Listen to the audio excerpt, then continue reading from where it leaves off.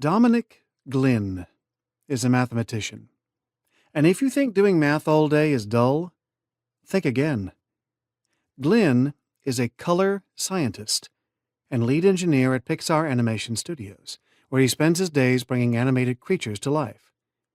His office, located in Pixar's bright, red brick facility in Emeryville, California, overflows with toys, which is not unusual on Pixar's campus. He has worked on many films, including Cars, Ratatouille, Wall-E, Up, and Toy Story 3. If you liked the colors in those movies, Glynn and his team are the ones to thank.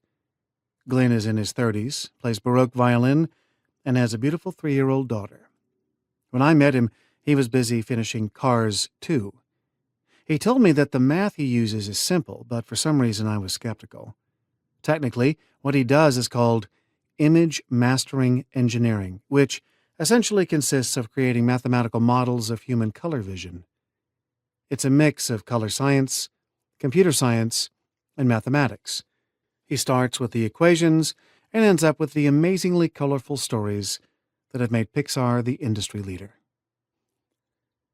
Pixar's creative genes run deep.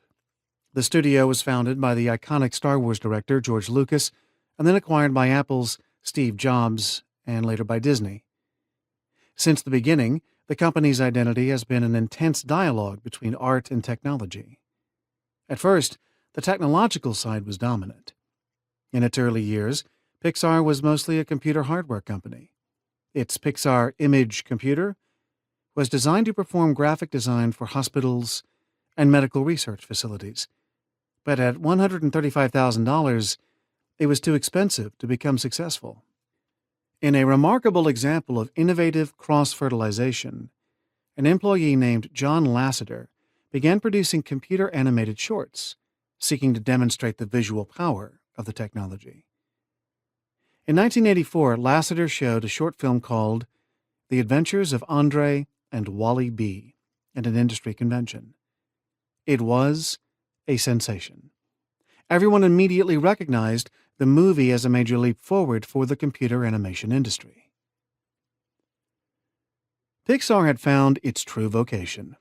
It shed the hardware side and embraced movie making. Today, Pixar's campus, squeezed between pharmaceutical labs and biotech startups, is a factory of imagination and a theme park. It boasts the most commercially successful blend of innovators, artists, and geeks that has ever existed in the film industry. John Lasseter is now the company's chief creative officer and has directed many of its biggest box office successes. The media love him, both for his artistic genius and for his colorful Hawaiian shirts. He is clearly not one of the suits.